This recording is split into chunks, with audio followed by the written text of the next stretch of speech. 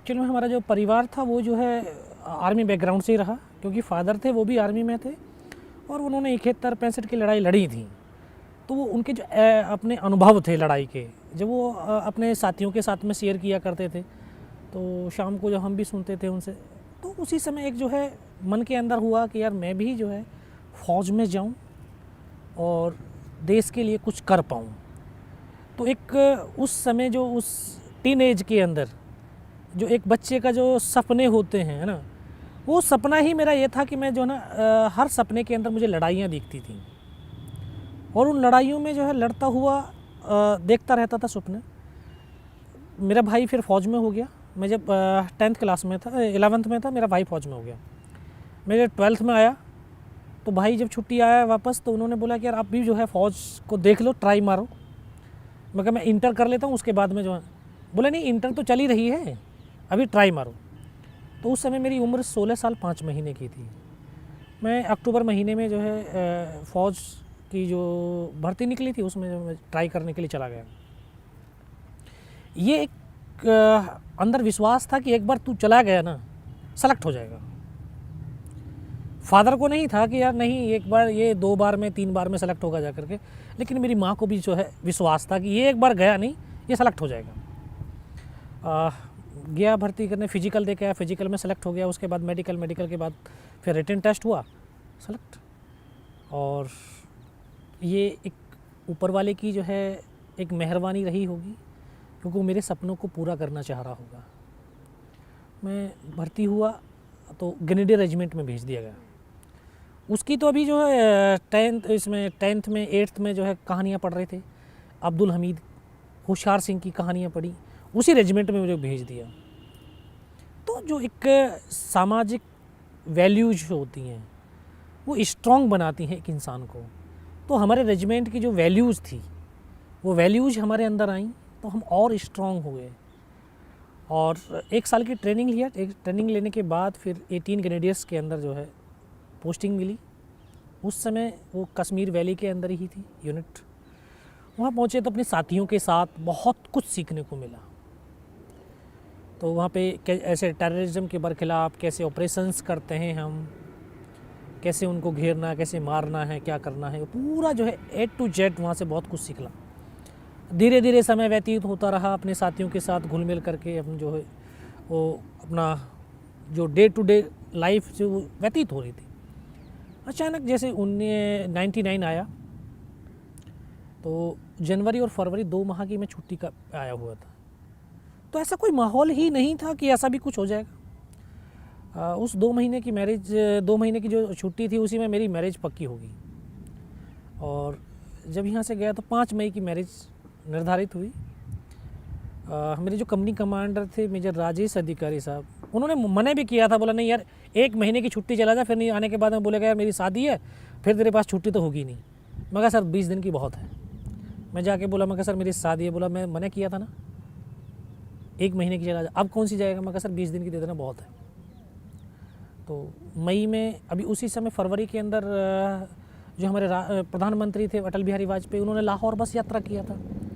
तो देश और देशवासियों को कुछ पता ही नहीं चल रहा था, क्योंकि हिंदुस्तान तो पाकिस्तान के साथ एक सौहार्दपूर्ण वातावरण, एक इंसानियत को जिंदा रखने वाला वातावरण बनाता जा रहा था। सभी को लग रहा कि अभी देखो इतने अच्छे मैत्रीपूर्ण संबंध बन रहे हैं तो हम बहुत उन्नति करेंगे, तरक्की करेंगे, क्योंकि जब इंसानियत जुड़ेगी तो ताकत बनेगी और ताकत जो है आगे बढ़ाएगी दोनों देशों को। लेकिन पाकिस्तान के हुक्मरान ये नहीं चाहते थे कि हिंदुस्तान और पाकिस्तान के दोनों के बीच में एक इंसानियत जिंदा रहे। वो इंसानियत को दफन करना चाह रहे थे। उन्होंने उसी मैत्रीपूर्ण वातावरण के अंदर एक षड्यंत्र रच दिया। कारगिल के जो तमाम चौकियां थीं, जहां पर हिंदुस्तान की चौकियां हुआ करती थीं, उनके ऊपर सबके कब्जा कर लिया।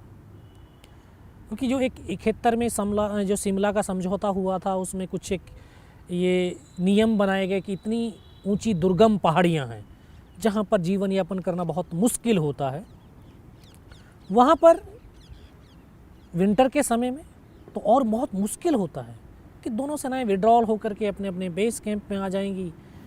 तो हमारी सेना तो एक अनुशासन प्रिय सेना है हिंदुस्तान की, एक वेल डिसिप्लिन्ड सेना है। तो हमने उसी के हिसाब से, हमारी फ़ौज नीचे थी लेकिन उनके अंदर तो कुछ दूसरा ही था, उन्होंने जाकर के हमारे पूरे पोस्टों को कैप्चर कर लिया। एक दिन मुझे स्वप्न दिखाई दिया था कि जैसे कोई हमारे नेशनल फ्लैग को लेकर के भाग रहा है और हमारे देशवासी जो है उसको, जो सैनिक हैं उनको गोलियां मार रहे हैं, वो हमारे सैनिकों को मार रहे हैं। इस तरह का एक स्वप्न दिखाई दिया। तो मैं घर में शेयर किया कि मैं इस तरह का जो है एक स्वप्न दिखाई दिया है, कुछ ना कुछ हुआ है। तो सभी बोले यार नहीं, तू कश्मीर में रहता है ना, वहाँ पे गोलियां चलाता रहता है, तो इस तरह से तेरे जो वो दिमाग में वही बैठा हुआ वही चीज़ है। लेकिन जब जम्मू पहुँचा तो वो जो स्वप्न दिखाई दिया वो बिल्कुल सच हुआ। क्योंकि जम्मू पहुँचते ही मुझे पता चल गया कि जो मेरी बटालियन जो कश्मीर वैली के अंदर थी उसको वहाँ से उठा करके द्रास सेक्टर में भेज दिया है। और यहाँ पे क्योंकि अनाउंस हुआ कि जो 18 ग्रेनेडियर्स के बंदे हैं वो जल्दी से जल्दी अपने डॉक्यूमेंट जमा करें, उनकी यूनिट वहाँ से मूव करके वहाँ चली गई, उनको बंदों की बहुत ज़्यादा बड़ी आवश्यकता है। पूछताछ किया क्या हुआ, नहीं नहीं कुछ नहीं, वहाँ पे जो ना वो चल रहा है। तो जैसे जैसे जानकारी मिली तो एक मेरा तो जो है दिली सपना था, आज वो सच हो रहा था। तो ये तो बहुत बड़े मेरे लिए प्राउड की बात थी, एक खुशी की बात थी। मैं सोच रहा था कि जल्दी से जल्दी कब यूनिट में पहुंचूं। लेकिन 2 दिन के बाद में जब यूनिट पहुंचा तो यूनिट जो है उस समय द्रास सेक्टर में तोलोलिंग पहाड़ी के ऊपर लड़ाई लड़ रही थी। तो उसी दिन बटालियन का मूवमेंट हुआ तो एक हमारा जवान को हेड शूट हुआ था, उसकी डेड बॉडी नीचे की तरफ आ रही थी। जो एक हमारा फ़ौज में एक संबंध होते हैं, आपसी संबंध, इंटर रिलेशंस जो होते हैं वो एक परिवार की तरह होते हैं। और परिवार में अगर किसी भी नुमाइंदे को कुछ चोट लगती है तो बाकी के परिवार के सदस्यों का खून खौल उठता है, वो जो लगाव है, अपनापन है। अभी जब हमने अपने साथी को देखा इस अवस्था में, अभी हमें लगा कि यार इसका बदला लेना है। तो उसी दिन हम 15 जवान छुट्टी काट करके गए थे। तो हमें एक साथ तो ऊपर भेजा नहीं, तो हमारी 2 कंपनियाँ, एक रिस से चढ़ी, 2 कंपनियाँ इस तरफ से चढ़ी ताकि जो मल्टीपल अटैक हो सकें और हम दुश्मन की ताकत को बांट करके आसानी से कब्जा कर सकें। क्योंकि जो वहाँ पे इन्फॉर्मेशन थी वहाँ पे ये था कि टेररिस्ट हैं 4 या 5, जो शुरुआती इन्फॉर्मेशन थी। तो उसी इन्फॉर्मेशन में जो है इधर से चढ़ रही थी, तो इधर वाली जो पार्टियाँ थीं, 2 कंपनियाँ थीं, उनके पास फाइटिंग पोर्टर्स नहीं थे। तो एक इंसान को कोई भी काम मिले, कोई भी, उस काम के ऊपर अगर वो फुल एफर्ट लगाता है, अपनी शरीर की जो आंतरिक शक्ति है उस शक्ति के साथ में उस काम को करता है, तो वो काम बहुत आले दर्जे का होता है और वो काम ही उस इंसान की पहचान बनाता है। मैं कोई ऐसा विशेष शक्ति लेकर के तो पैदा हुआ नहीं, मैं तो आम लोगों की तरह ही आम ही इंसान हूँ। कोई मेरी कोई स्पेशल क्वालिटी नहीं थी जिस क्वालिटी के आधार के ऊपर मुझे सेना में के अंदर भर्ती किया गया। नॉर्मल प्रोसेस के द्वारा जो है मैं भर्ती हुआ। लेकिन जब वो 15 जवानों को हमें एक काम मिला कि नीचे से ऊपर यार अम्युनिशन और राशन पानी लेकर के जाना, तो हम सुबह 5:30 बजे चलते थे और रात को 2:30 बजे ऊपर पहुंचते थे, जिसमें दुश्मन की आर्टिलरी फायर कर रही है, मोटर्स फायर आ रही हैं, उनकी गन्स का फायर आ रहा है, मौसम बिल्कुल ख़राब है। लेकिन इन सब के बावजूद हमें एक लगन लगी हुई थी कि जो ऊपर मेरा साथी बैठा है वो इसलिए फायर कर रहा है क्योंकि हम उसको अम्युनिशन दे रहे हैं, वो हमारे सीने को सेफ रख रहा है, तो हमारा दायित्व बनता है कि उसकी पीठ को सेफ रखें। तो इसी उससे एम से हम जो है 22 दिन तक कंटिन्यू चले, और 22 दिन कंटिन्यू चलने वाले सिर्फ हम 3 जवान ऐसे थे जो लगातार चलते रहे। हम 22 दिन के अंदर हम तीनों जवानों की एक पहचान बनी कि ये तीनों जो जवान हैं इनका फिजिकली और मेंटली बहुत स्ट्रॉन्ग है, तो इनको एक अलग विशेष टुकड़ी के अंदर शामिल किया जाए। तो तोलोलिंग पहाड़ी के ऊपर 22 दिन में बाद 12 जून 1999 को बटालियन ने 2 ऑफिसर, 2 जूनियर कमीशन ऑफिसर और 21 जवानों को खो करके 12 जून को पहली सफलता के रूप में तोलोलिंग पहाड़ी प्राप्त करी थी। उसके बाद द्रास सेक्टर की सबसे ऊंची चोटी टाइगर हिल, उसका जो है एक और टास्क हमें मिला। तो बटालियन कमांडर ने बोला कि यार हमें एक और टास्क हिंदुस्तान की फ़ौज ने दिया है और ये हमें मौका है कि हमारे वो जो 2 ऑफिसर, 2 जूनियर कमीशन ऑफिसर और 21 जवान जो शहादत दी है उनका बदला लेने का हमें एक और मौका मिला है, तो हम उनका बदला लेंगे।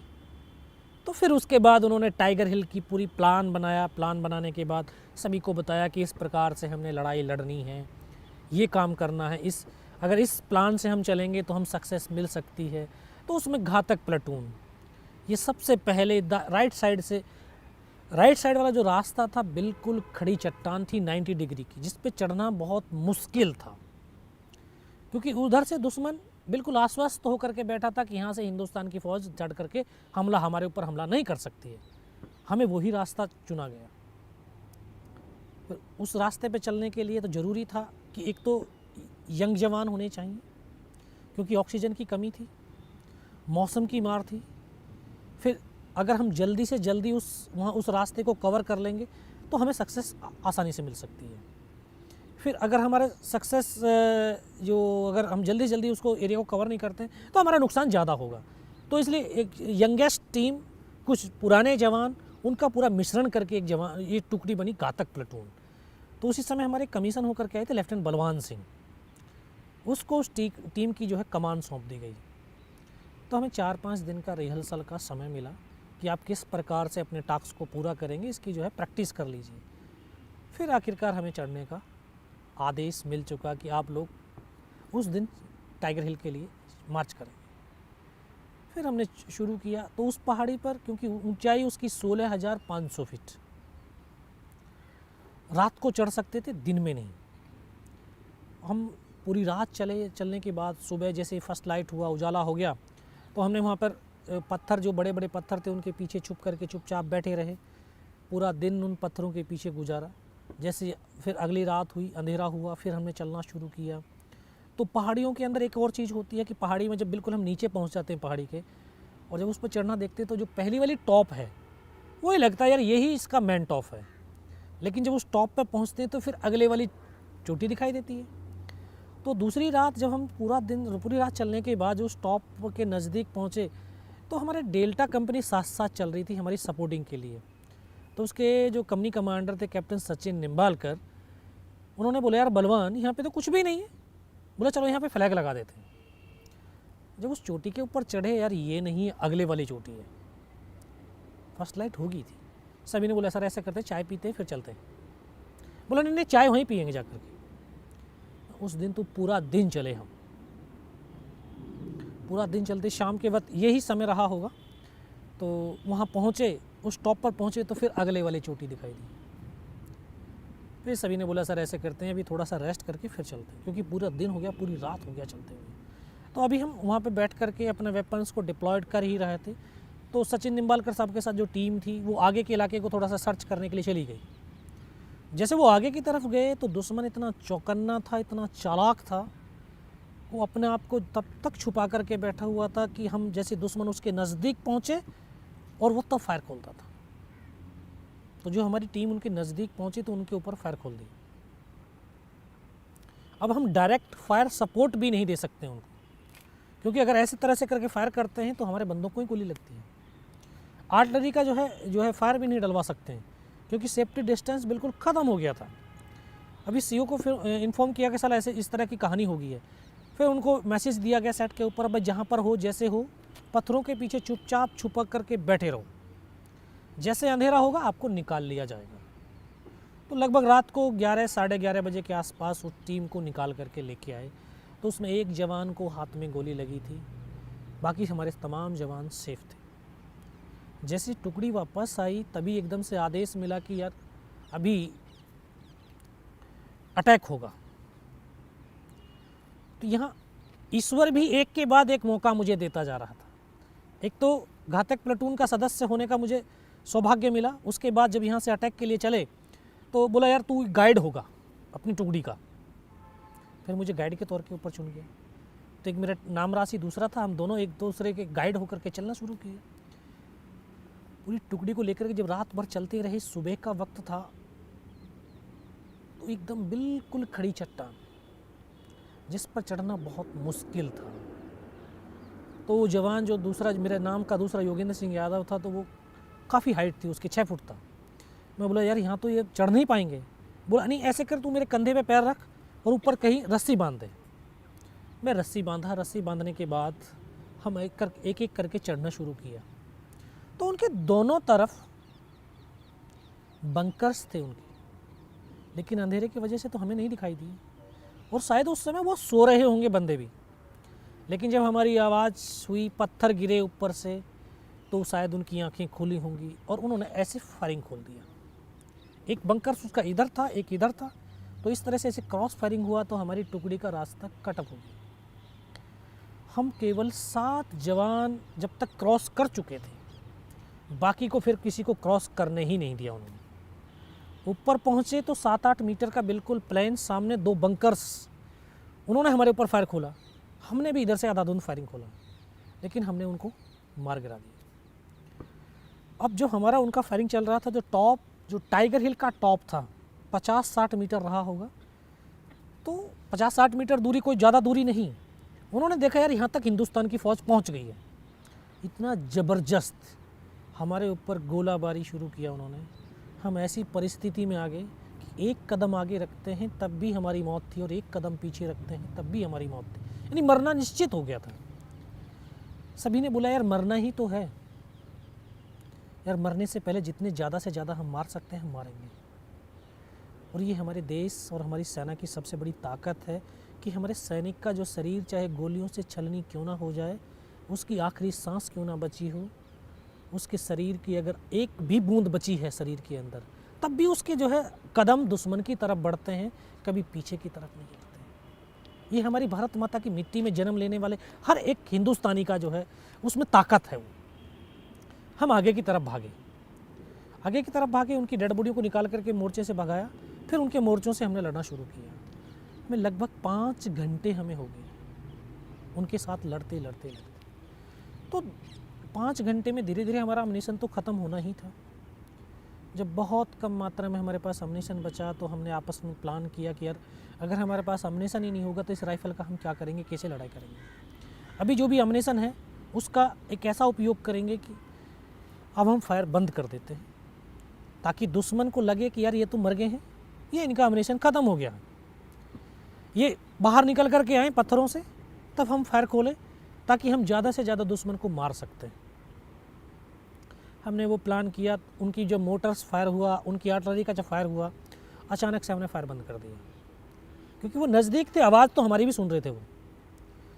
तो हमने फायर बंद किया। फायर बंद करते ही 15-20 मिनट के बाद जब फायर ने हमारी तरफ से कोई फायर नहीं हुआ, उनको लगा कि यार ये मर गए या इनका अम्युनिशन ख़त्म। तो 15-20 मिनट के बाद पाकिस्तान के 10-12 जवान थे, वो सिर्फ वो नज़दीक आए देखने के लिए कि यहाँ पर हिंदुस्तान के इस जवानों की संख्या कितनी है, जिंदे हैं या मर गए हैं। तो हम अलग अलग, इस पत्थर के पास 2, उस पत्थर के पास 3 तरफ हम बैठे हुए थे, आपस में पूरा कोऑर्डिनेशन किया था। तो वैसे सामने से जब निकल करके बाहर आए पत्थरों से, एक साथ हमने फायर खोला। उनमें से 1-2 बचा होगा, बाकी सबको मार दिया। अब हमारे पास अम्युनिशन हो गया, हमारे पास वेपन हो गया। फिर हमने उन्हीं का वेपन, उन्हीं का अम्युनिशन लेकर के फायरिंग करना शुरू की। तो जो 1-2 जो बचा था, उन्होंने जाकर के अपने ऊपर जो कमांडर थे उनको बताया, क्योंकि फायर खोलते ही पता चल गया कि यहाँ पर 8-10 बंदे ही हैं। उन्होंने ऊपर जाकर के बता दिया कि हिंदुस्तान के वहाँ पर 8-10 बंदे हैं। तो विदिन 30 मिनट हमें संभलने का मौका नहीं मिला। 30 से 35 पाकिस्तान के जवानों ने दोबारा से हमला कर दिया, और हमला इतना ज़बरदस्त, जो भी उनके पास जितने भी वेपन थे, सभी वेपन्स का एक साथ फायर खोल दिया। हम जहाँ पर बैठे थे हम सर नहीं उठा सकते थे, जिसने भी सर उठाया उसका सर चला गया। तो काफ़ी देर के बाद जब उन्होंने एकदम फायर बंद किया, फिर पत्थर फेंकने शुरू कर दिए, ग्रेनेड फेंकने शुरू कर दिए। धीरे धीरे अल्लाह अकबर के नारे लगाते हुए नज़दीक आने लगे। तो हमने फिर भी फायर नहीं खोला, क्योंकि हमें पता था कि मैं फायर खोलूँगा तो मुझे मेरी लोकेशन जाहिर हो जाएगी और वो दूर से मुझे बर्बाद कर देगा। तो नज़दीक आएंगे तब मैं फायर खोलूँगा। अब वो और नज़दीक आते रहे। तो हमारे पास एक LMG थी, लाइट मशीन गन। वो उनको नज़दीक से, जब नज़दीक आए तो वो उनको नज़र आ गया। जैसे वो नज़र आया तो उनको सीधा उसी के ऊपर RPG का राउंड दाग दिया। वह LMG के जो बैरल थी वो डैमेज हो गई। उसको चलाने वाले जो जवान थे उनको भी पत्थर लगे आकर के। तो एकदम से वो छोड़ करके, ऐसे प्लेटून हवलदार इस तरफ बैठा हुआ था, हमारा एक हवलदार मदन, उसकी तरफ भागे। तो उन्होंने बोला यार मर गए सर, मर गए मर गए। तो वो आज भी उनके वो शब्द मुझे आखिरी शब्द थे, आज भी याद ऐसे गूंजते हैं मेरे दिमाग के अंदर। क्योंकि उस एलएमजी के जस्ट बाएं तरफ मैं बैठा तो मुझे आवाज़ दिया कि योगेंद्र, बोला इस एलएमजी को उठा करके फेंक। बोला दुनिया में आज कोई बचाने वाला नहीं है इस वेपन के सिवा, क्योंकि उसकी फायर पावर बहुत ज़्यादा थी। तो नज़दीक नहीं आ रहे थे दुश्मन उससे। जैसे मैं उसको एलएमजी को ऐसे उसको पकड़ा और उसकी तरफ फेंक तो दिया, मेरी नज़र ऊपर की तरफ गई तो जिस पत्थर से मैं फायर करा उसी के ऊपर 7 पाकिस्तान के जवान खड़े थे। मैं कहा सर ये तो नज़दीक आ गए। बोला कहाँ पर? ये खड़े हुए। वो जैसे ही आवाज़ सुनाई दी सीधा मेरे ऊपर ग्रेनेड फेंका उसने। तो जो मेरा नाम राशि था योगेंद्र यादव, वो पीछे की तरफ लेट करके फायर कर रहा था। तो उसको ग्रेनेड का एक टुकड़ा लगा, यहाँ से उसकी उंगली कटी, दूर जा कर के पड़ी। वो एकदम से उसको आभास हुआ कि यार मेरा हाथ कट गया। बोला मेरा हाथ कट गया। मैं पीछे की तरफ देखा, मैं कहा नहीं यार हाथ नहीं कटा। बोला और? मैं कहा उंगली कटी है। उसको फर्स्ट एड दिया। फर्स्ट एड देने के बाद सभी ने बोला यार ऐसे कर, तू अभी फायर तो कर नहीं पाएगा, तू नीचे की तरफ कूद और अपनी कहीं से दाएं बाएं से टुकड़ी को चढ़ाने की कोशिश कर। बोला नहीं नहीं मैं नीचे नहीं जाऊँगा। हम तो बिल्कुल नए जवान थे, 2.5 साल की सर्विस थी, 19 साल की उम्र थी, कोई अनुभव नहीं था। सिर्फ किताबों में अभी स्कूल में पढ़ कर के आ रहे थे कि यार एक सैनिक दूसरे के लिए अपने आप को कुर्बान कर देता है। आज तो देखने को मिल रहा था। हमारे लिए बहुत बड़ी प्रेरणा की ये ताकत थी, शक्ति थी।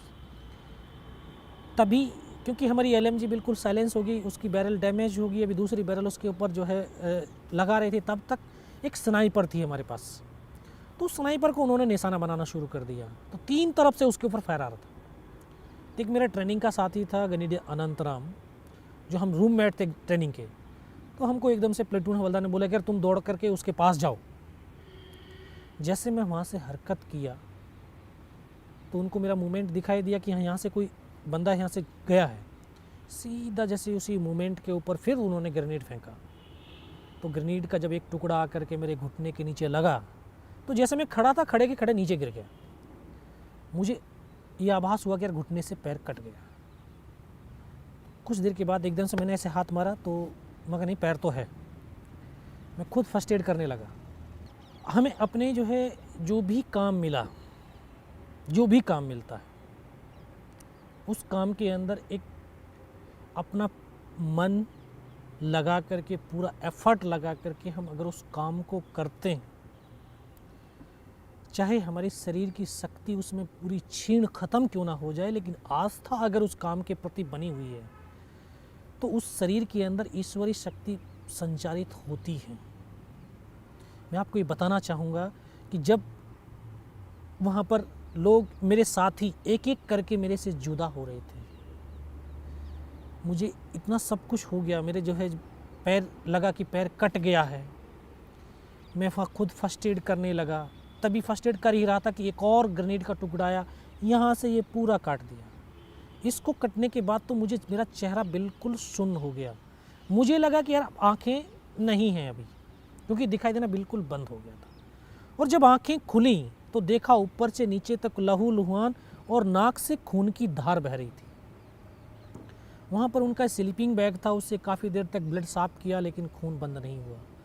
लेकिन जब खून में फिर भी, क्योंकि एक जुनून था अपने साथियों के लिए, अपने देश के लिए, अपनी सेना के लिए कुछ कर गुजरने का, फिर भी मैं आगे बढ़ा। अपने उस साथी के पास गया जिस साथी के लिए मुझे भेजा गया था। तो मैं पहाड़ी से ऐसे पीठ लगा करके, ठीक हम आमने सामने बैठे हुए थे, मैं उनको बोला फर्स्ट में, मैं कहा सर आप ऐसे करिए, फर्स्ट एड कर दीजिए थोड़ा सा। उन्होंने बोला नहीं नहीं नहीं ऐसे कर, पहले फायर कर। तो मैं फायर करने लगा। कुछ देर के बाद मैं देखता हूँ कि उन्होंने अपनी फील्ड पट्टी जैसे निकाली, उसके से पॉलीथिन फाड़ने के लिए यहाँ तक उनका हाथ पहुँचा था, उनको यहाँ पे गोली लगी और इस तरह से करके पीछे की तरफ लेटते चले गए। मैं हाथ पकड़ा लेकिन एक शब्द भी तो नहीं बोले। मेरी बगल में ऐसे बैठा हुआ था मेरा जो ट्रेनिंग का साथी था, मैं उनको बोला या अनंतराम सर को तो गोली लगी है क्या? बस वही शब्द बोल पाया। उसको आकर के सीने में ब्रस्ट लगा, वो भी आकर के मेरी तरफ लेट गया। प्लेटून हवलदार को बोला सर दोनों बंदों की गोली लगी है, कैसे हैं? दोनों के दोनों सब शहीद हो गए। बस इतना ही मैं बोल पाया। तभी आकर के इस तरह से हमको घेर लिया और वो एक ऐसा पल, ऐसा मंजर कि एक ही पल के अंदर सब कुछ खत्म हो गया। जिन साथियों से एक पल पहले मैं बात कर रहा था, अभी कोई नहीं बात करने वाला। उनको भी लगा कि यार इनमें सब ये मारे जा चुके हैं। तो उनके कमांडर ने बोला इनको रीचेक करो, इनमें से कोई जिंदा तो नहीं है। तो आकर के एक एक को गोलियां मारने लगे। तो एक डेड बॉडी मेरे ठीक सामने थी, एक मेरी बगल में थी मेरे साथी की। मैं इस तरह से पड़ा हुआ था, तो बेहोश था, लेकिन इतना बेहोश नहीं हुआ था कि उनको देख ना सकूं, उनको सुन ना सकूं। देख सकता था, सुन सकता था। जब उसने सामने वाले को जो है उसके सीने में आकर के 3-3, 4-4 राउंड के जो है ब्रस्ट खींचे, तो डेड बॉडी ऐसे उछलती थी, ऐसे ऊपर की तरफ। तो बगल वाले को मारा। मैं इस तरह से पड़ा हुआ चुपचाप पड़ा था अपना। उसने आकर के फर्स्ट में यहाँ पर मारी मेरे गोलियाँ। मैं देख रहा हूँ कि यहाँ से धुआं निकल रहा है। फिर उसने जांग में मारी, फिर नीचे पैर में मारी, 3 जगह गोली मारी। उस गोली की पीड़ा को चुपचाप पड़ा सहता रहा।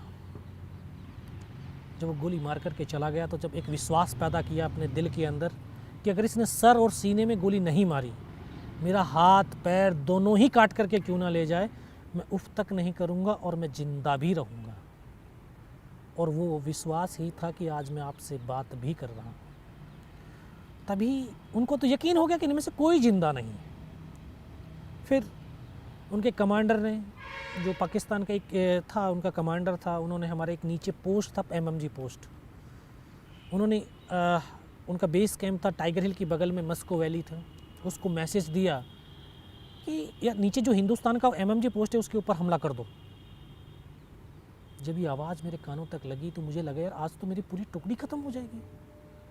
ऊपर इनका पोस्ट है, नीचे अगर इन्होंने हमला कर दिया, बीच वाले मेरे साथी कहाँ जाएंगे। तब ऊपर वाले से एक ही प्रार्थना करी कि मुझे इतनी जिंदा रख दे कि मैं अपने साथियों तक सूचना दे सकूं। अगर निस्वार्थ भाव है, सच्ची श्रद्धा है, तो ईश्वर शक्ति भी साथ देती है। सभी के पास एक आंतरिक शक्ति है। जो इस धरती पर जिसने जन्म लिया है उसके पास एक ताकत है। बस उस ताकत को पहचानने की, अपने अंदर एक कॉन्फिडेंस पैदा करने की ज़रूरत है। अगर एक इंसान अपने अंदर सेल्फ कॉन्फिडेंस पैदा कर लेता है, एक डिटर्मिनेशन कर लेता है कि मुझे ये करना है, तो ऑटोमेटिक उसके अंदर एक मोटिवेशन आ जाता है। और मोटिवेशन तो वो ताकत होती है कि किसी भी परिस्थिति में किसी भी काम को पूरा करने के लिए वो हमेशा प्रेरित करती रहती है। और मोटिवेशनल, इससे बड़ा और मोटिवेशनल हो ही नहीं सकता कि हम तो ऐसी पावन मिट्टी, हिंदुस्तान की मिट्टी में हमने जन्म लिया है, जो वीर और वीरांगनाओं ने अपने खून से सींचा है। इसको ऋषि मुनियों की मिट्टी है ये। इससे बड़ी और ताकत, इससे बड़ा और मोटिवेशनल हमारे लिए और कुछ हो ही नहीं सकता है। आत्मविश्वास और एक दृढ़ता ये थी कि जो मैं ये सोच रहा था कि यार मेरी आखिरी सांस तक मैं इस ज़मीन को नहीं छोड़ूंगा। 3 बार गोलियां मारी उसने, लास्ट उसने सीने पे भी गोली मारी। लेकिन जो अपने आप का जो समर्पण होता है, अपना समर्पण किसी चीज़ के लिए कर दीजिए, तो जो समर्पण का जो भाव होता है वो आत्मा से परमात्मा का जुड़ जाता है और वो फिर आपको ताकत देता है, वो आपको मरने ही नहीं देगा। तो शायद उसने जब गोली मारी तो यहाँ पर पर्स था, पर्स में भी गिलट के 5-5 रुपए के सिक्के, और वो भी इकट्ठे कर दिए परमात्मा ने। लेकिन उस गोली के धक्के से तो मुझे आभास हुआ कि यार मैं मर गया हूँ। गोली तो अंदर नहीं गई, लेकिन रिकोचिट होगी, लेकिन आभास हो गया कि मैं मर गया हूँ। उन्होंने, जो पाकिस्तान के जो जवान थे, उन्होंने हमारे साथ जो अमानवीय क्रूरताएँ की, जैसे बूट की ठोकरें मारना हमारी डेड बॉडियों के अंदर, हमें गालियाँ देना, बहुत कुछ उन्होंने किया। फिर लास्ट में उनके कमांडर ने बोला इनके वेपन उठा लो। तो उनके एक जवान आया, दोबारा से जो है गोली मार रहा है, दूसरा वेपन उठा रहा है। फिर उसने वेपन जब उठाया तो यहाँ मेरी AK-47 ऐसे पड़ी हुई थी, उठा करके जब वापस मुड़ा तो मुझे अनकॉन्शियस हो गया था, मुझे लग नहीं रहा था कि मैं ज़िंदा भी हूँ। लेकिन जब उसका पैर मेरे पैर से शायद टकराया तो मुझे एकदम से लगा यार मैं तो ज़िंदा हूँ। तब एक ताकत अंदर से एकदम से आवाज़ आई कि यार अभी तक नहीं मरा तो अब मरेगा भी नहीं। मेरे पास एक हैंड ग्रेनेड बचा था, मैंने अपने धीरे से अपना हैंड ग्रेनेड निकाला, पिन निकाल करके उसके ऊपर ऐसे फेंक दिया। तो कोट के अंदर जो हुड लगा हुआ था, हुड के अंदर वो ग्रेनेड गिर गया। जब वहाँ पे गिरा तो उसको लगा कि यार कुछ गिरा है। उसने पीछे की तरफ मुड़ करके देखा, पीछे तो कोई मोमेंट था नहीं। तो जब तक वो ग्रेनेड को निकाल पाता, ग्रेनेड फट गया। ग्रेनेड के फटते ही जो पाकिस्तान के दूसरे जवान थे उनमें एकदम से खलबली मची कि इनमें से कोई जिंदा है। कुछ बोले जिंदा नहीं, नीचे से फौज आ गई है, क्योंकि जिसने 3 बार गोलियां मारी हो कौन कह सकता है कि जिंदा होगा। वो एक मौका था मेरे पास कि मैं अपने देश के लिए, अपनी भारत माता के लिए कुछ विशेष कर गुजर जाऊं। मैं तुरंत उसकी राइफल को उठाने की कोशिश करी, क्योंकि उसका पूरा सर उड़ गया और हमारे ऊपर आकर के गिरा पाकिस्तान का वो जवान। मैं उसकी राइफल को ऐसे पकड़ने की कोशिश करी, लेकिन ये हाथ तो हिला ही नहीं, क्योंकि इस हाथ की हड्डी निकल के पूरी बाहर हो गई थी। एक हाथ से राइफल को उठाया, वहाँ से फिर एकदम से उनके ऊपर फायर खोला, 3-4 बंदे और उनके मारे गए। फिर इसी हाथ से पलटा खाया, दूसरे पत्थर से, तीसरे पत्थर से। जब 3-4 जगह से फायरिंग किया तो उनको लगा कि यार हाँ, नीचे से रीइंफोर्समेंट आ गई है। फिर उनके हौसले पस्त हो गए, वो पैर उखड़ गए उनके, और वहाँ से उनको भगा दिया। 3-4 मीटर तक रेंगता हुआ आगे गया तो देखता हूँ आगे जाने के बाद उनके सामने टेंट लगे हुए हैं, लंगर चल रहा है, उनके वेपन वहाँ पे डिप्लॉयड हैं। क्योंकि मुझे इतनी भी समझ थी कि अभी हमारी टीम के बाद दूसरी टीम आएगी अटैक के लिए। अगर उस टीम को जो है जितनी ज़्यादा से ज़्यादा इन्फॉर्मेशन मैं दे सकता हूँ तो शायद उनकी कैजुअलिटी कम होगी। वो सब कुछ देखा, और फिर एक पागलपन भी था। पागलपन था अपने साथियों को बचाने का, कि मुझे नीचे जाना है, किसी भी हालत में नीचे पहुँचना है, ताकि उनको सूचना दे दूँ, उनके ऊपर हमला होने से पहले वो चौकन्ने हो जाएं, अपने आप को वहाँ पे बिल्डअप कर सकें। फिर मैं वापस मुड़ करके जब अपने साथियों के पास पहुँचा तो एकदम से लगा कि हो सकता है इनमें से कोई मेरा साथी जिंदा होगा। आकर के देखा तो किसी का पूरा सर फटा हुआ बाहर निकला हुआ था, किसी के पूरे फेफड़े बाहर निकले हुए थे। एक एक को गोद में रख करके सिर को बहुत देर बैठ करके रोता रहा, बहुत देर बैठ करके रोया, और रोते रोते फिर अपना आप को संभाला। मुझे तो ये भी पता नहीं चल रहा था कि किधर हिंदुस्तान है, किधर पाकिस्तान है, क्योंकि 2.5 साल की सर्विस थी, कुछ समझ में नहीं आ रहा था मुझे। बहुत देर संभालते रहे, लेकिन फिर बाद में धीरे धीरे जब गोली लगी हुई, बहुत टाइम हो गया तो शरीर के अंदर कंपन भी पैदा हो गई। ये लटक गया था टूट करके हाथ, इस हाथ को ऐसे बांधने की कोशिश करने लगा, लेकिन ये बंद भी नहीं पा रहा था। ये सोचा कि यार कट गया, इसको तोड़ करके ही फेंक देता हूँ इससे अच्छा, क्योंकि बहुत ज़्यादा दर्द होने लगा था। इसको हाथ में झटका मारा, तोड़ने की भी कोशिश करी, लेकिन टूटा नहीं। फिर इसको उठाया, पीछे बेल्ट में फंसाया, कमर पे गिर के। फिर सोचता रहा कैसे करूं, क्या करूं। तो एकदम से ऐसी आवाज़ सुनाई दी जिसने बोला, बेटा इस नाले से नीचे की तरफ चला जा। मैं बिना कुछ सोचे समझे उस नाले से लुढ़क गया। वो लुढ़क करके जब नीचे पहुंचा तो एकदम ऐसे गड्ढा आ गया था। एक हाथ से पत्थर पकड़ करके लटका हुआ था। तब मुझे लगा यार मैं पाकिस्तान की तरफ आ गया हूँ। तो मैं देखा तो मुझे मेरे साथी नज़र आए, उनको मैंने आवाज़ दिया तो वहाँ से दौड़ करके आए। उन्होंने देखा कंडीशन कि ये बचेगा नहीं। मैं उनको बोला कि यार मुझे कुछ नहीं होगा, सिर्फ पोस्ट को बचा लो कैसी करके। ये दिन के 1-1:30 बजे का समय था, बिल्कुल मौसम साफ, धूप खिली हुई थी। सीओ को इन्फॉर्म किया गया कि सर इस तरह की कहानी हुई है। सीओ ने बोला इस लड़के को जल्दी से जल्दी मेरे पास पहुँचाओ। तो फर्स्ट एड तो दिया, सीओ के पास पहुँचा तो इतना खून, ब्लड निकल चुका था कि मुझे दिखाई देना बिल्कुल बंद हो गया था। सीओ ने बोला बेटा कुछ पहचानता है? मैं कहा साहब मुझे कुछ भी नज़र नहीं आ रहा, सिर्फ आवाज़ सुनाई दे रही है। बोला मैं तेरा commanding officer colonel Kushal Chand Thakur.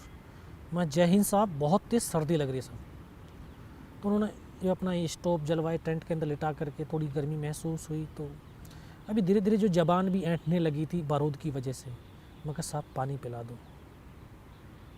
तो एकदम डॉक्टर साहब दौड़ करके आए, उन्होंने बोला बेटा मैं पानी पिलाता हूँ। तो उन्होंने एक ग्लूकोज की पूरी बोतल पिलाई। शरीर के अंदर थोड़ी सी और एनर्जी महसूस हुई।